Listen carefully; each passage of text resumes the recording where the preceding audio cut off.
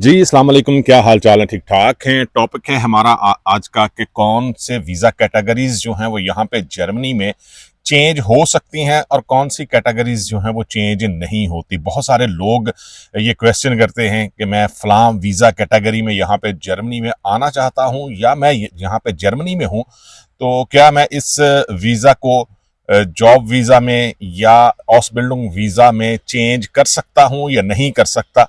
ये हमारा आज का टॉपिक होगा। डिफरेंट जो वीज़ा कैटेगरीज होती हैं उस पर डिटेल में मैं आपको बताऊंगा कि कौन सी वीज़ा कैटेगरी यहाँ पे चेंज हो सकती है और कौन सी नहीं हो सकती। आपको आने से पहले सोचना चाहिए कि इस कैटेगरी को हम लॉन्ग टर्म वीज़ा में कन्वर्ट कर सकते हैं या नहीं कर सकते। लेकिन वीडियो में आगे बढ़ने से पहले आप लोगों से रिक्वेस्ट है कि अगर आपने अभी तक इस चैनल को सब्सक्राइब नहीं किया तो प्लीज़ ज़रूर सब्सक्राइब करें। सबसे पहले जो वीजा कैटेगरी है वो स्टडी वीजा है। स्टडी वीजा को आप वर्क वीजा में या ऑस बिल्डिंग वीजा में कन्वर्ट कर सकते हैं या नहीं कर सकते। आप लोग किसी यूनिवर्सिटी में एडमिशन लेते हैं, यहाँ पे मास्टर्स करने के लिए आते हैं, या आप स्टूडेंट कॉलेज जो है वो वहाँ पे फाउंडेशन कोर्स के लिए आते हैं, क्योंकि अभी आप उस लेवल पे नहीं पहुँचे कि आप डायरेक्ट जो है वो यूनिवर्सिटी में एडमिशन ले सकें। तो बहुत सारे लोग जो हैं वो प्राइवेट कॉलेजेस में यहाँ पे एडमिशन लेते हैं जिनकी फीसेस बहुत ज़्यादा होती हैं। लेकिन अगर आप मास्टर्स करने के लिए आए हैं तो यकीनन आप ब्लॉक अकाउंट जो है वो उसकी अमाउंट जमा करवा के आए होंगे। अब यहाँ पे जर्मनी में आपको लगता है कि जिस यूनिवर्सिटी में या जिस फील्ड में आप मास्टर्स करना चाहते हैं वो आप नहीं कर पा रहे या उसमें बहुत सारी डिफ़िकल्टीज़ हैं और आप वीज़ा को जो है वो कन्वर्ट करना चाहते हैं वर्क वीज़ा में या ऑसबिल्डिंग वीज़ा में, तो आंसर है यस। आप स्टडी वीज़ा को वर्क वीज़ा में या फिर आप ऑसबिल्डिंग वीजा में जो है वो कन्वर्ट कर सकते हैं। वर्क वीजा में कन्वर्ट करते हुए ऑसलैंडर बिहर्डी या ऑसलैंडर अम्ट जो है वो डिफिकल्टीज पैदा करता है, वो आपको ज्यादा अरसे तक जो है वो लटकाए रखता है या पेंडिंग में रखता है। लेकिन इन द एंड जो है ये वर्क वीजा में चेंज हो जाता है। ऑसबिल्डिंग वीजा में अगर आप कन्वर्ट करना चाहते हैं स्टडी वीजा को तो ये प्रोसेस थोड़ा सा इजी हो जाता है, क्योंकि इसमें कंपनी डायरेक्ट इन्वॉल्व होती है। वो आपका जो ऑसबिल्डिंग का कॉन्ट्रैक्ट है वो रेडी करती है और ईहाका के साथ सब कुछ फाइनल करने के बाद आपको कॉन्ट्रैक्ट देती है, और वो कॉन्ट्रैक्ट अगर आप जमा करवा देंगे ऑसलैंडर अम्प या ऑसलैंडर बिहर्डी में तो इजीली जो है वो चेंज हो जाता है। लेकिन ये याद रहे कि अगर आपने ऑसबिल्डिंग करनी है तो आपके पास लैंग्वेज ज़रूर होनी चाहिए। बहुत सारे लोग क्वेश्चन करते हैं जी कि इंग्लिश पे जो है वो ऑसबिल्डिंग हो सकती है, तो आंसर है नो। यहाँ पे जो भी ऑसबिल्डिंग होगी वो यहाँ पे जर्मन लैंग्वेज में होगी। उसकी लैंग्वेज रिक्वायरमेंट होती है B1 लेवल जो है वो अमूमन मिनिमम लेवल कंसीडर होता है। लेकिन अगर आप यहाँ पे हैं और कंपनी जो है वो आपको ऑसबिल्डिंग देना चाहती है, अभी आपके पास B1 सर्टिफिकेट नहीं है, आप A2 पे हैं या A1 पे हैं, तो तब भी जो है वो कंपनी आपको ऑसबिल्डिंग का कॉन्ट्रैक्ट जो है वो दे सकती है। यहाँ पे क्वेश्चन होता है जी कि ऑसलैंडर बिहर्डी या ऑसलैंडर अम्ट में जो है वो क्या फ़र्क होता है। दोनों एक्चुअली एक ही काम करते हैं। ऑसलैंडर अम्ट जो है वो बोलने में थोड़ा इजी होता है, लेकिन ऑफिशियली जो है वो ऑसलैंडर बिहर्डी जो है वो वर्ड है, और जो भी ऑफिशियल डॉक्यूमेंट्स होंगे उनमें ऑसलैंडर बिहर्डी जो है वो लिखा जाता है। लेकिन अगर बोलना चाहें तो आप ऑसलैंडर अम्ट भी जो है वो बोल सकते हैं। इसके बाद जो वीज़ा कैटेगरी आती है वो है EU पेयर वीज़ा, जिसमें आप यहाँ पे जर्मनी में किसी फैमिली के इनविटेशन पे आते हैं और उनके जो भी बच्चे होते हैं उनको संभालना होता है, क्योंकि यहाँ पे अमूमन जो पार्टनर हैं हस्बैंड और वाइफ दोनों जॉब करते हैं और उनके पास किंडरगार्टन में ऐसी जगह नहीं है कि वहाँ पे बच्चे को जो है वो छोड़ सकें, या किंडर बिट्रॉइंग जो होती है, तो इसलिए वो लोग दूसरे कंट्रीज से इस तरह के बेबी सिटर जो हैं वो बुलाते हैं ताकि उनके बच्चे की जो है वो केयर की जा सके। उसमें सैलरी भी मिलती है, इसके अलावा अकोमोडेशन, और अगर आप लैंग्वेज कोर्सेज करना चाहें तो जो फैमिली होती है वो आपको सपोर्ट करती है। छुट्टियां भी होती हैं, और अगर आप उन छुट्टियों में कोई काम भी करना चाहें, मिनी जॉब करना चाहें, तो तब भी जो है वो अमूमन फैमिलीज जो हैं वो इजाज़त दे देती हैं। आप एक फैमिली के फ़र्द की तरह जो है वो उनके साथ रहते हैं। अब EU पेयर वीज़ा को जो है वो ऑसबिल्डिंग वीज़ा या वर्क वीज़ा में कन्वर्ट कर सकते हैं जी हाँ, बिल्कुल जो है वो कर सकते हैं आप ऑसबिल्डिंग जो है वो सर्च करें। ये बेस्ट वे है कि आप यहाँ पे ऑसबिल्डिंग करें, क्योंकि ऑसबिल्डिंग करने के बाद आप एज अ स्किल्ड वर्कर जो है वो मार्केट में जॉब कर सकते हैं। आपको स्टेटस की कोई टेंशन नहीं रहती कि हो सकता है कि आप इलीगल हों या आपको डिपोर्ट कर दिया जाए। इस तरह की कोई टेंशन जो है वो ऑसबिल्डिंग में नहीं रहती, और आप एज अ वर्कर जो है वो कंपनी में काम करते हैं, और एज अ आत्सुबी जो है वो किसी प्रोफेशनल स्कूल या बेवकूफ़ में जाके थ्योरी की एजुकेशन लेते हैं। तो ये मुमकिन है कि आप वर्क वीज़ा या ऑसबिल्डिंग वीज़ा में जो है वो आप इसको कन्वर्ट कर सकते हैं। मैंने बताया कि ऑसबिल्डिंग बेस्ट ऑप्शन होती है, उसमें इतनी ज़्यादा हेडिक नहीं होती, क्योंकि आप नए होते हैं, लैंग्वेज शायद आपको ना आती हो, या आपको ये पता ना हो कि आपने कहाँ पे जो है वो जाके अपने डॉक्यूमेंट सबमिट करने हैं। तो बेस्ट वे यही होता है कि एक तरह से आपको सपोर्ट मिल जाती है कंपनी की तरफ से। जहाँ पे भी आप ऑसबिल्डिंग स्टार्ट करेंगे वो आपको बहुत ज़्यादा सपोर्ट करेंगे, और इस तरह ये वीज़ा जो है वो चेंज हो सकता है। इसके बाद जो वीज़ा है वो फैमिली रीयूनियन वीज़ा है। उसमें जो है वो सम टाइम जो है वो डायरेक्ट आपको काम करने की इजाज़त नहीं होती। कंपनीज या जो जहाँ पे भी आप काम करना चाहते हैं वो फर्दर जो है वो कोर्सेज मांगते हैं, और आपसे कहते हैं कि आप ऑसलैंडर अम्प या ऑसलैंडर बेहरडी से जो है वो आर्बाइट्स एर्लॉबनस जो है वो लेके आए।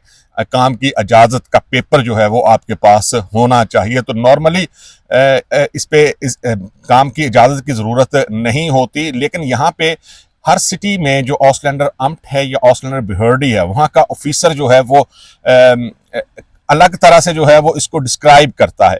कहीं पे इजाज़त की ज़रूरत नहीं होती, कहीं पे जो है वो इजाज़त की ज़रूरत होती है। अगर आप इसको इस तरह समझें कि एक ही पोस्ट पे दो बंदे हैं, और वो दोनों जो है वो अलग तरह से जो है वो काम कर रहे होंगे, उनके सोचने का तरीका, काम करने का तरीका जो है वो डिफरेंट हो सकता है। ये कॉमन चीज़ है, दुनिया में कहीं भी जो है वो आप देखें तो आपको इसी तरह नजर आएगा, और ये सेम प्रोसीजर जो है वो यहाँ पे भी होता है। ऑसलैंडर अम्प या ऑसलैंडर बेहरडी जो है वो आप एक सिटी में तो काम की इजाज़त नहीं होती, लेकिन दूसरे सिटी में जो है वो आपको काम की इजाज़त लेने की ज़रूरत नहीं होती। हर ऑफिसर जो है वो अलग तरह से इसको डिस्क्राइब करता है। अब कौन सा वीज़ा जो है वो यहाँ पे चेंज नहीं हो सकता। शेंगन वीज़ा जो होता है 90 डेज का, आप विजिट पे आए हैं किसी शेंगन कंट्री में, और आप चाहते हैं कि उसको ऑसलैंडर अम्प से जो है वो या जो भी फॉरेन ऑफिस है वहां से उसको लॉन्ग टर्म वीजा में कन्वर्ट कर लें, तो ऐसा मुमकिन नहीं होता। दूसरा, अगर आप विजिट वीजा पे आए हैं जर्मनी में, और विजिट वीजा को जो है वो ऑसबिल्डिंग वीजा में या आप वर्क वीजा में कन्वर्ट करना चाहते हैं, तो मुमकिन नहीं होता। सम टाइम ये पॉसिबल होता है। जैसे मैंने आपसे कहा कि हर सिटी का जो ऑसलैंडर अम्प या ऑसलैंडर बेहरडी है वो डिफरेंट तरह से जो है वो इन चीज़ों को देखता है। आप विजिट वीज़ा को जो है वो ऑसबिल्डिंग वीज़ा में कन्वर्ट तो कर सकते हैं, लेकिन वर्क वीज़ा में डायरेक्ट जो है वो कन्वर्ट नहीं कर सकते। लेकिन ये शेंगन वीज़ा या विजिट वीज़ा जो होता है, इसको आप इस तरह यूटिलाइज कर सकते हैं कि आप यहाँ पे जर्मनी में या किसी शेंगन कंट्री में आए हैं, आप 90 डेज के लिए यहाँ पे हैं, तो आप इस पे वर्क करें। आप को स्मार्ट थिंकिंग करनी चाहिए, कंपनीज में जाना चाहिए, वहाँ पे वर्क के लिए या ऑस बिल्डों के लिए डायरेक्ट जो है वो बात करें। अगर आपको कॉन्ट्रैक्ट मिलता है वर्क वीज़े का या ऑस बिल्डिंग वीज़े का, तो आप वापस जाके दोबारा जो है वो आ सकते हैं। ये पॉसिबल होता है कि डायरेक्ट आपने कंपनी में जो है वो बात की without any consultant, without any agent. आपको फ्रॉड का कोई खतरा नहीं रहता कि आपके पैसे डूब जाएंगे, या जो वेटिंग टाइम होता है उसका नहीं पता। आप कॉन्ट्रैक्ट लेके यहाँ से वापस जाएं और दोबारा से जो है वो एम्बेसी में उसी वीज़ा कैटेगरी में अप्लाई करने के बाद यहाँ पे आ सकते हैं। लेकिन लैंग्वेज जो है वो फिर भी चाहिए होती है आपको। अगर ऑस बिल्डिंग करनी है तो तब भी जो है वो आपको लैंग्वेज चाहिए। अगर वर्क वीज़ा जो है वो आपको मिला है तो तब भी कोशिश करें कि आपको लैंग्वेज ज़रूर आनी चाहिए। विदाउट लैंग्वेज यहाँ पे जर्मनी में बहुत कम स्कोप होता है कि आप सेटल हो जाएं।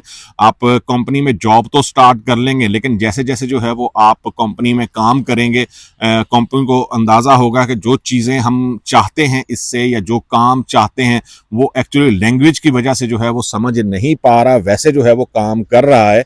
तो कंपनी जो है वो आपको फारग कर देगी और फिर आपके लिए प्रॉब्लम होगी, इश्यूज होंगे। यहाँ पे रहना आप इलीगल हो सकते हैं, डिपोर्ट का खतरा होगा आपको, और फिर एक्सपेंसेस जो हैं वो आप कहाँ से जो है वो करेंगे। आप के पास एकोमोडेशन होगी, आपने खाना है, आपने और बहुत सारी चीज़ें जो हैं वो करनी हैं, कपड़े लेने हैं या घर पैसे भेजने हैं। तो ये सारी चीज़ें जब इकट्ठी जॉब नहीं होगी तो आपके ऊपर एक बर्डन आ जाएगा, आप स्ट्रेस में चले जाओगे, डिप्रेशन में चले जाओगे।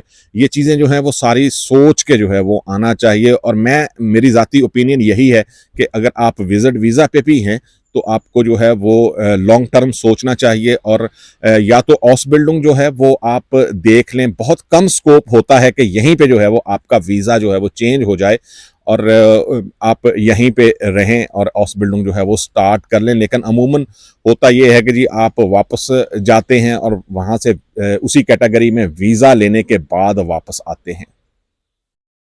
ये कुछ ऐसी वीज़ा कैटेगरीज थी जो यहाँ पे चेंज हो सकती हैं या चेंज नहीं हो सकती। बहुत सारे कॉमन क्वेश्चंस जो हैं वो आप लोग पूछते हैं कि जी मैं अगर विजिट पे आऊँ तो यहाँ पे वीज़ा चेंज कर सकता हूँ, या मैं स्टडी पे हूँ तो मैं अपना वीज़ा जो है वो चेंज करना चाहता हूँ, तो ये वीज़ा चेंज हो जाएगा या नहीं होगा। उम्मीद है कि आपको आपके क्वेश्चंस के आंसर जो हैं वो इस वीडियो में मिल जाएंगे, लेकिन हो सकता है कि बहुत सारी ऐसी कैटेगरीज हों जो इस वीडियो में बताने से रह गई हूं। मैं जानता हूं कि बहुत सारी कैटेगरीज होती हैं, जैसे जॉब सीकर वीज़ा है, आप जॉब सीकर वीज़ा को वर्क वीज़ा में कन्वर्ट कर सकते हैं, आप जॉब सीकर वीज़ा को जो है वो यहाँ पे ऑस बिल्डिंग वीज़ा में कन्वर्ट कर सकते हैं। लेकिन इसके लिए जो है वो आपको मेहनत करनी होगी, और लैंग्वेज जो है वो की पॉइंट है। जो भी वीडियो मैं बनाता हूँ या अपलोड करता हूँ, आप देखते होंगे, सुनते होंगे कि लैंग्वेज पे बहुत ज़्यादा फोकस करने का मैं कहता हूँ, क्योंकि विदाउट लैंग्वेज यहाँ पे कोई चांस नहीं। आप किसी भी वीज़ा पे जो है वो आ जाएं, आपके पास लैंग्वेज अगर नहीं है तो आपको बहुत सारी प्रॉब्लम्स जो हैं वो फेस करनी पड़ेंगी।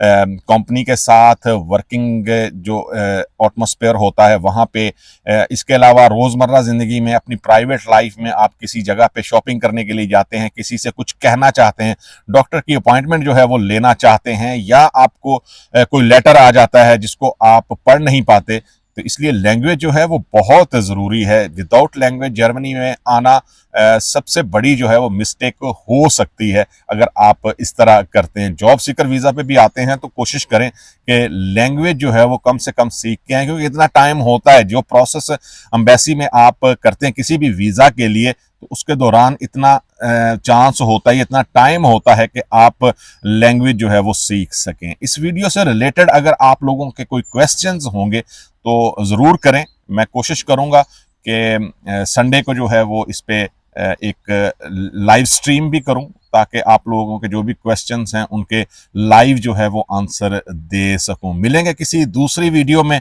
दुआओं में ज़रूर याद रखें। अल्लाह हाफिज़।